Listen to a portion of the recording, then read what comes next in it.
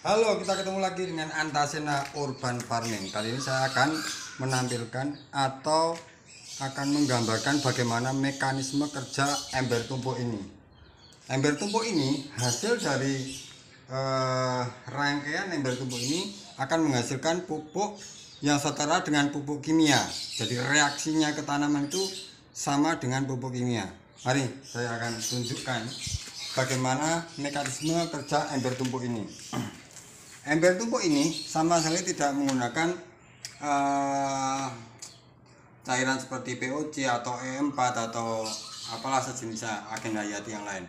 Kita hanya menggunakan full tanah ya untuk memfermentasi bahan organik di sini.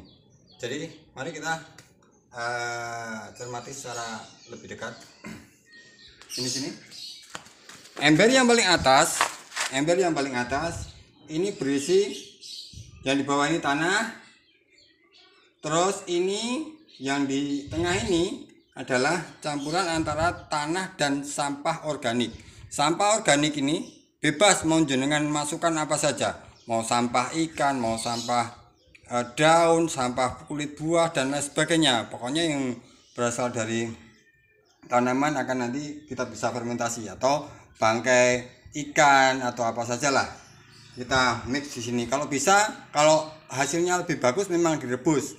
Ya logikanya kalau mikroorganisme diberikan sampah yang empuk mesti kan lebih cepat terurai, lebih cepat dimakan kayak gitu. Tapi enggak pun enggak masalah. Jadi tanah, kita kembalikan tanah, sampah organik, lalu tanah lagi. Dan jangan lupa masukkan juga serbuk batu cadas. Jadi di sini nanti akan ada penggabungan antara sampah organik, tanah, serbuk batu cadas. Ini ember yang paling atas. Ember yang kedua ini berisi abu. Jadi abu ini abu. Oh, abu apa saja boleh. Abu bakaran daun, abu bakaran kayu, terserah, monggo. Sebenarnya abu ya. Penting abu yang dari tanaman juga tentu saja. Terus setelah abu kita isi lagi dengan batu cadas ya, batu cadas lalu tanah. Yang ketiga juga sama. Jadi ember yang kedua dan ketiga ini sama, gitu, sama. Cuman yang membedakan, ember yang pertama ini ya dilubangi, ember kedua dilubangi, ember ketiga ditutup, jangan sampai berlubang. Jadi untuk menahan nutrisi biar tidak lari. Nah, terus bagaimana kok bisa bagus untuk tanaman dan bisa bereaksi kuat untuk tanaman? Nah, sebenarnya seperti ini, logikanya seperti ini. Jadi hasil fermentasi yang di atas ini akan mengeluarkan air lindi. Air lindi ini jatuh ke bawah. Setelah jatuh ke bawah, batu cadas ini juga diurai oleh mikroorganisme yang akan diberikan rasa-rasa, aneka rasa. Jadi batu cadas ini biar dimakan mikroorganisme dan diurai menjadi nutrisi lagi, itu membutuhkan rasa-rasa biar cepat ada rasa. Rasanya seperti apa? Rasanya dari air lindi di atas. Setelah itu diurai lagi. Di sini diurai lagi oleh tanah. Setelah diurai oleh tanah, nanti dia akan turun lagi ke bawah. Dia akan menetes lagi air lindinya ke bawah. Nah, sampai ke bawah ini juga ada batu cadasnya kan? Sampai di bawah ini ada juga batu cadasnya. Batu cadasnya diurai lagi oleh tanah dan rasa-rasanya dari air lindi tadi ya. Seperti kalau kita minum air putih dengan minum es teh kan berbeda ya. Kalau minum es teh ada rasa-rasa manisnya, lagi manis, kental, asin kayak gitu mungkin ya. Tapi nggak ada asinnya sih. Jadi nanti batu cadas akan diurai lagi. Setelah terurai, air lindinya ditahan di sini. Air lindinya ditahan di sini. Setelah air lindi ditahan di sini, berarti semuanya ini adalah senyawa. Karena jenengan tahu toh, tanaman itu nggak mungkin makan makan sampah kan nggak mungkin. Dia kan makannya kan senyawa, diure. Jadi katakanlah dari awal ya, dia fermentasi ya, dari awal dia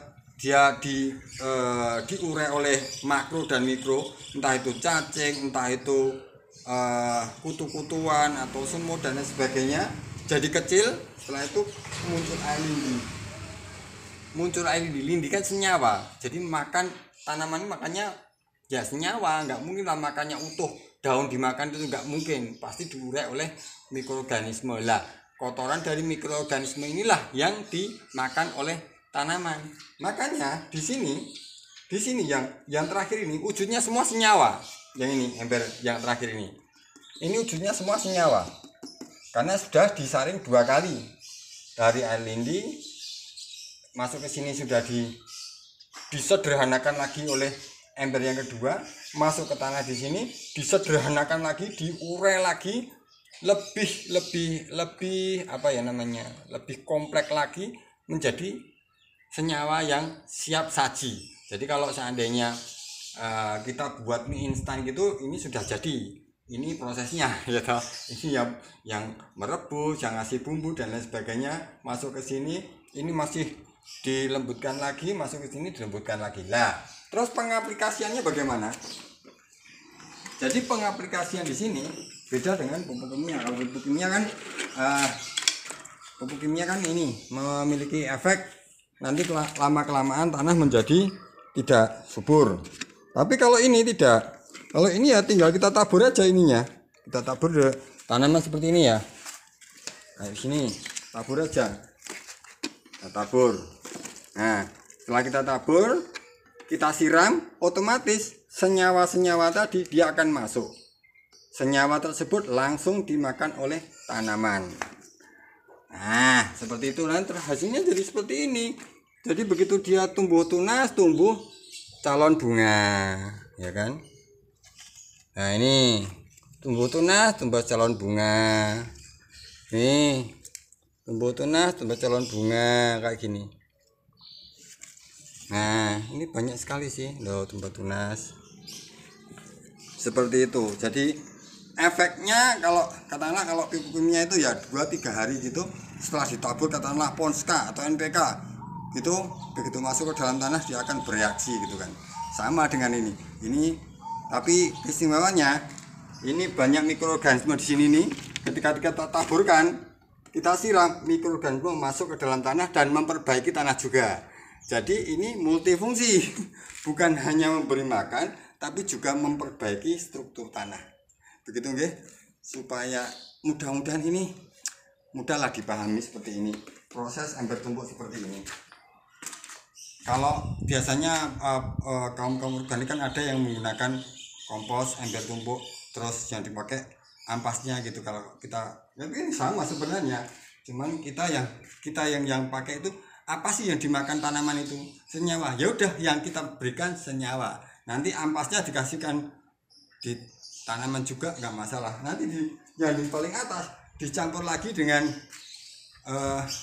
sampah organik lagi, biar diurai lagi. Begitu terus kita akan mendapatkan asupan pupuk atau nutrisi yang tidak akan pernah habis. Demikian yang bisa saya sampaikan, mudah-mudahan dapat dipahami. Saya Antasina Urban Farming melaporkan dari Solo.